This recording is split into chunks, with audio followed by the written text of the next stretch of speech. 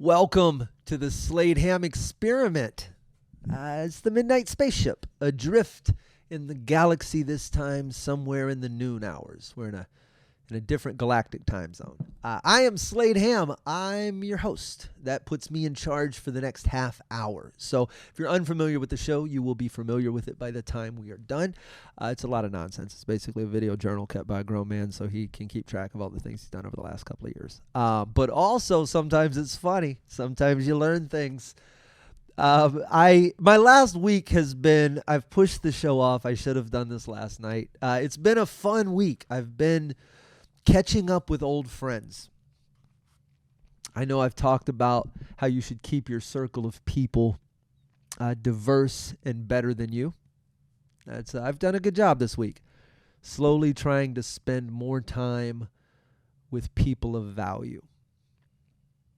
I'm an introvert, right? I've talked about that. I don't like being in conversation unnecessarily for no reason with a bunch of people I don't have anything in common with. So what I've been doing, I've been taking walks in the evening, kind of a promise to myself. And where I used to listen to a lot of music or sometimes podcasts, I have shifted over to making phone calls to people that I have not spoken to in a while that I consider valuable. I'm trying to catch up with some of them. I'm trying to go deeper and less broad. There we go. So some of these phone conversations have led to lunches, and I've been catching up. So my friend, you should know all the people in these stories, by the way, or at least have heard of, because they're better than me. And I went and had lunch with my friend Lou Savarese. Now, if you don't know Lou Savarese, Lou's a boxer. Lou won the belt. Lou beat Buster Douglas, I think. He's good. Lou's a big old galoot, man. And he's what, honest to God, might be the funniest person. Joey Coco Diaz and Lou Savarese. It's always that. Maybe it's the New York accent. Anyway, Lou and I go have. I'm already on this. My diet's so restricted already. He goes, let's go have Chinese. Lou talks. Lou's been hit a bunch. Smart as a whip. But he's got the Rocky voice. So let's go to China Garden. So we're gonna do that. He calls me up that morning. He calls an audible. He goes, you know what, man? I'm not feeling Chinese. Let's go get burgers. We went out to South Wells. We both got double cheeseburgers and sweet potato fries, no bun. It was so good, and I laughed for an hour straight catching up with this dude. And at one point, we're talking about, the conversations go anywhere, right? We're talking about shoes, and I'm explaining to him that I wear an 11 on my left foot and a 10.5 on my right foot because when I was like 21, I was dating this girl. We were in New Braunfels, and something was horribly wrong. We were fighting. I was drunk. I kicked a rock, not like violently in an argument. Like we had argued, and then I left, and then I'm just down at the river, and I'm like, drats. And I kicked this rock. I broke my toe. So my big toes, one kind of cocks in a little bit. So it makes the foot, because that's my furthest extended toe, it makes my right foot a half size shorter. So I don't know. Somehow I'm telling him this. And he goes, but I wear like a 16. You know how hard it is to find shoes. He goes, I got to buy all my shoes. He goes, pull it together, Slade. He goes, I buy all my shoes at places like Ross or Marshall's or, what's the name of that place? Oh, come on, 2 words. You know it. Burlington Coat Factory.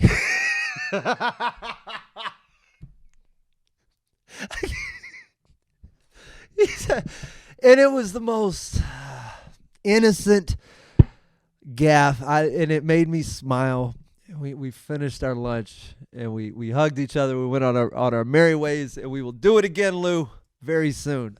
Thoroughly damn enjoyable human being. Burlington Coat Factory. A few nights after that, I went out with my buddy Scarface, who, if you're a 90s hip hop fan, you're familiar with the Ghetto Boys, Brad Jordan, who is my knuckleheaded buddy. He opened for the special. You'll see him on film there. I'm using some music from him. He's a dear friend. But he and I go out together, and no one is safe. We used to sit in this bar. This is what was so nice. He called me up the other night. This was like, I hadn't been out. When I say I hadn't been out, I don't go out. I don't go out anymore. And I had just popped out to see my friends Jerry Wayne Longmire and our producer, Chicken. What's up, Chicken? I know you watch. They were out at the Improv. So I leave the Improv. I watch their show. I come home. I'm pulling into my driveway. It's like 10 o'clock at night. This past my bedtime, man. This used to be when I would lace my boots up and head out for the night. 10 o'clock used to be about the time I jump in the shower and start contemplating what the next 8 hours of my night were going to look like. And I pulled into this driveway at 10 p.m., and I was so happy to be home. Man, I'm just going to hit my couch. I'm going to watch something on Hulu. Peaceful. He rings me. What you doing? I just got home, man. He goes, roll up. And I knew that was our code word. Back in the day, we used to hang out at this bar.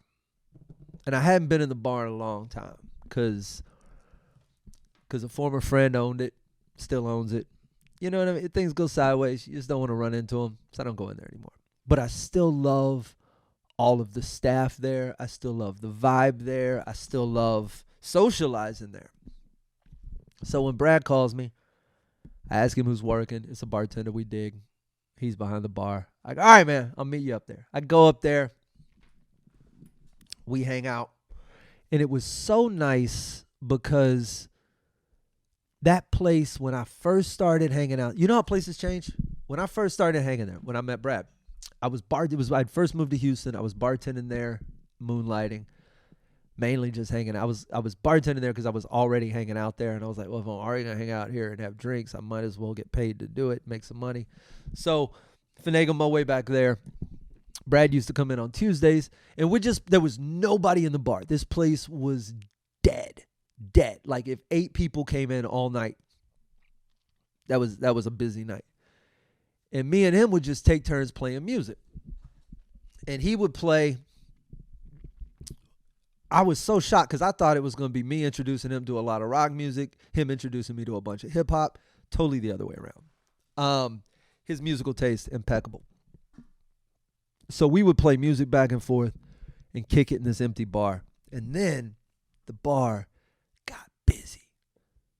Over the next probably 10 years, this place became unwalk-inable. Fire code, busted every night. Place held 54 people by fire code. Would have 300 people in it. Like jam. It was crazy busy. So we just sort of stopped going. So he called me the other night, and I rolled up there. It was dead again. And I smiled for a couple of reasons. One, the dude who owns it's an asshole. Nothing makes me happier than watching him lose a little bit of money that he didn't deserve in the first place. Two, that audience, that crowd. You ever been in a place that just accidentally benefits from some collateral something or another? I think Face put the bar in a song or something. Something catalyzed it. It became the place for black folk in Houston to hang out. And there's always low-key places like that. Kind of celebs will go, football players, stuff like that, just kind of can go and be undisturbed. That's what this bar was. And then it started to get busy. And then all of those people packed that place out. And then one of the bartenders there, very clever girl, took all those people, because this owner didn't care about those people. He cared about the money, but he didn't care about the people. And he just stubbornly assumed that those people were always going to be there for him. Always coming in, always doing whatever, no matter how much he didn't care, no matter how much he didn't put into it. That's narcissistic behavior, people. So when someone sees that and they take all your business and they go up the road about I think 7/10 of a mile, maybe. And they just open up a better place. And I went, man, did she really do that? And Faye said, yeah. I go, let's go. And we rolled over there. Wasn't a parking spot on I think it's a Wednesday night. Not a parking spot to be found. Good for you, girl. I hope you take the other 8 customers. And if you build a little room off to the side, me and Face will come hang out more often. It felt so good to be back out, hanging out with some of my friends in a place like that I missed. It was good to see you too, John, behind the bar. I'm thinking about all that because we also had a conversation. Again, we met playing music for one another back and forth. We've continued our musical conversation back and forth. I can't play anything, but I can appreciate it. And we had done a pilot for a show called Both Sides of the Story back in 2015. It was me and Brad. The pilot episode was me, him, and Tone Loke. In the episode pinball back and forth. Originally, I think we were gonna pitch this to Sirius or somebody. We were gonna do a music based show. So anyway, conversation comes up recently. Might catalyze me into doing something similar. Makes me think, you know what? I haven't heard any recent music. I should remedy that. I don't even know what's out. And country music is one of the things that where me and him overlapped. That was a big one because he's an old country fan. Willie, Waylon, the boys. Me, the same. So I started looking up modern country, and I don't think I've done this in about 10 years. And I saw that the 2023 Academy of Country Music, the song of the year went to Cole Swindell, She Had Me at Heads, Carolina. And I said, well, that sounds familiar. There was a song in the mid-90s called Heads, Carolina, Tails, California. It was written by Joe D. Messina. You know, this is an era, I should know this. The reason it's stuck in my head was that particular stretch of life, 1996, I believe. I just graduated from high school, somewhere in that window, right, 94 to 96. And I was very into this girl named Kristen. Wow. And in hindsight, but then, and she listened to country music, and I listened to rock music. And I made it a point to go. I was working at Best Buy at the time, so how I obtained these CDs may or may not be questionable. I ended up with a lot of country music, and I would listen to it all the time in my car. And because of I became familiar with a lot of. That's why I say the last good country album might have been Brooks and Dunn's Neon Moon. For sure, the last good country song I can recall. Anyway, Cole Swindell basically did a redo, however you do it, where you take part of the song and then you sort of re-sing it, and it's not really a sample. It's just kind of, you pilfer the good part, the hook. Anyway, that song of the year. Forgive the speechlessness. I'm still speechless. I didn't just find this out. But it makes me sad for country music fans. Because no genre, I don't think, has changed like that. Not that drastically. Not from what it was to what it is over such a long period of time. Maybe I'm wrong.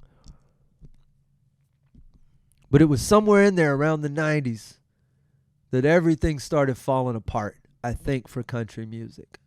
I think when you got into the 2000s, you started seeing people like Bon Jovi and Kid Rock dip their toe into it. Then you had Carrie Underwood, and then pop just came in. Taylor Swift, remember her? She was actually country. Teardrops on her guitar, or Tim McGraw's something or another.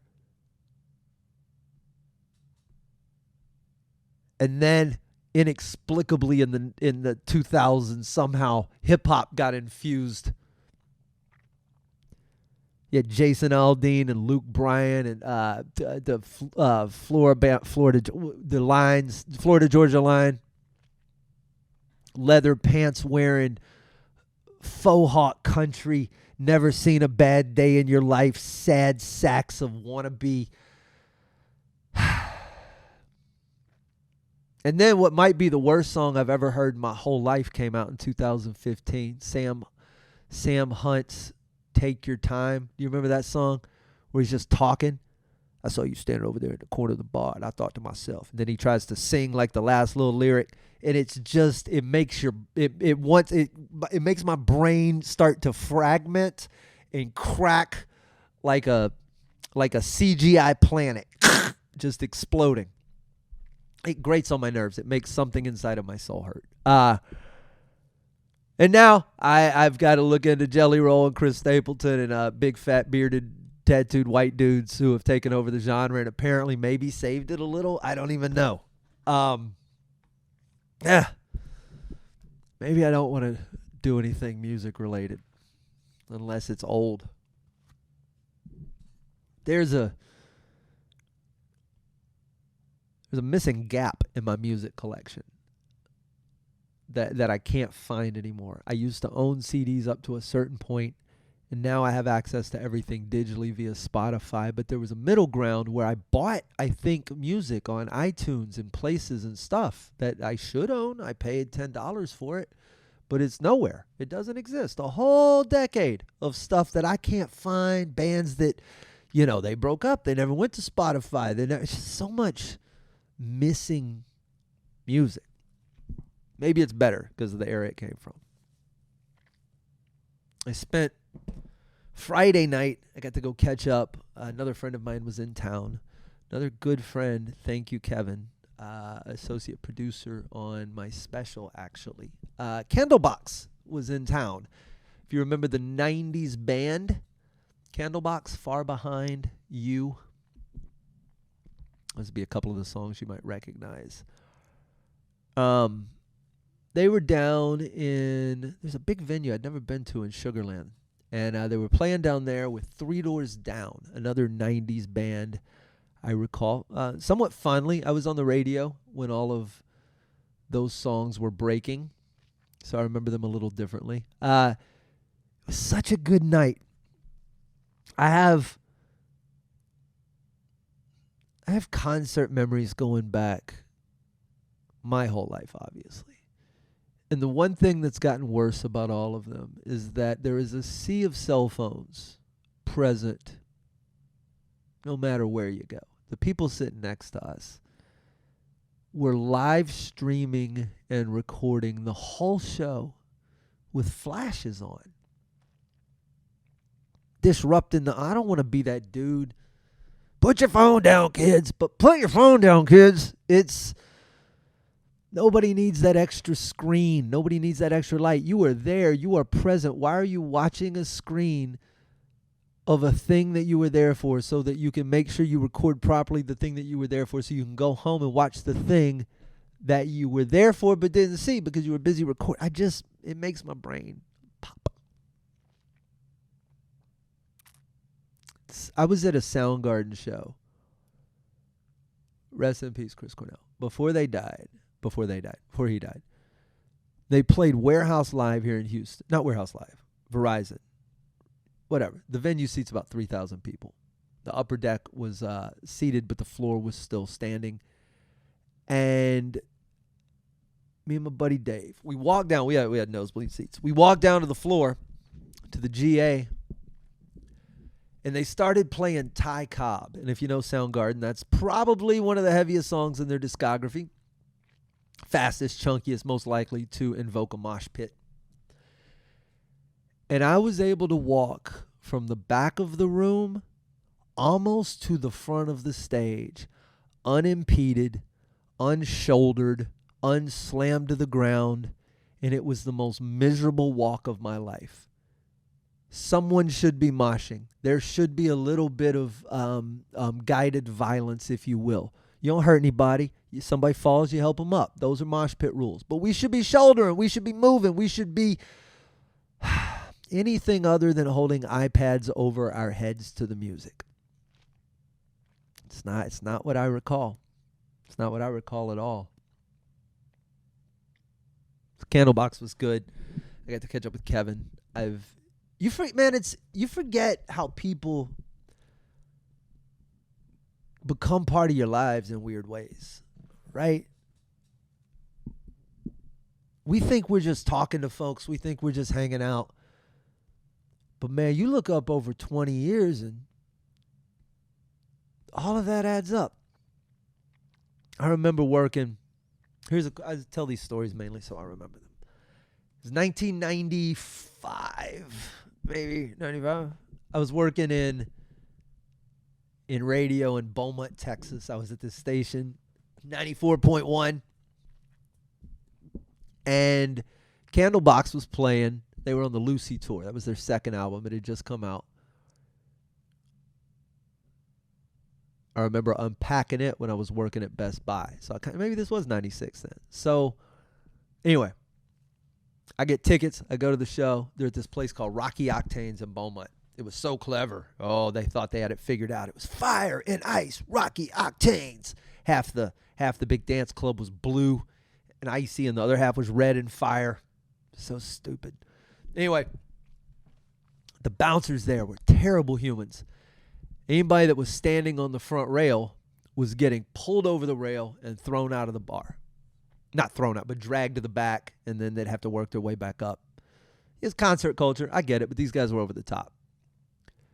No moshing, no having fun, no nothing, no stage diving. Bleh.